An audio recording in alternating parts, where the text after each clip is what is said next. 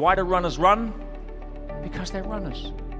They've got the same 2 arms, 2 legs, same biochemistry as you guys have, but some of you think, what's that idiot doing running in the rain?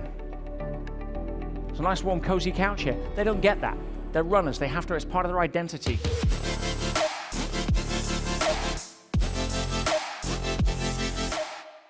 The most powerful force in the human character is the need to be in alignment with my sense of who I am.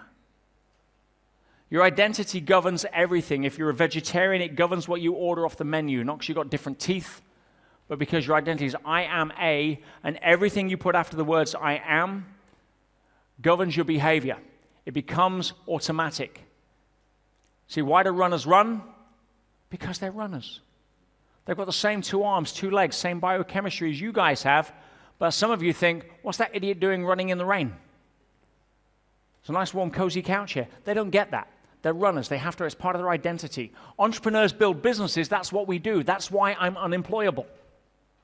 Because I'm an entrepreneur. If your identity is I am a employee, you're not going to go start a business. You're going to look for another job. So identity is critical. Now, we have a lot of social identities. We have identities that have been given to us. For example, we have brother, sister, parent, mother, for example. Is there a identity, a social expectation on the identity of being a parent? Of course there is. You have a shift in identity when you become a parent. A student. Here's a great one. How about learner? Anyone remember before you passed your driving test? How many people took more than once to pass the driving test? Okay, how many people recognize you put a lot of importance on that test? Now, when it comes to being a learner, the moment that you passed your test, what happened to your identity? You became a driver. Did you ever go back to being a learner? No, you can shift identity how fast? Like that. Even though it was the same person that got out of bed that morning, that got out of bed the next morning, or the previous morning. So, identity can shift. But there is a powerful side to identity. Because the most powerful identity that you can have isn't entrepreneur, isn't best parent, it's something else. Now, what is the standard identity that most people have? What's the most common identity that they identify with? Their name. Something that they didn't even choose. So, quick question. Who are you without your name? Who are you without your name? Someone says me. Who's me? Me. Who are you without your name? Think about it. Sit with it for a moment. Who are you without your name? We get so wedded to that as an identity, we can't even answer the question half the time without going into la la land.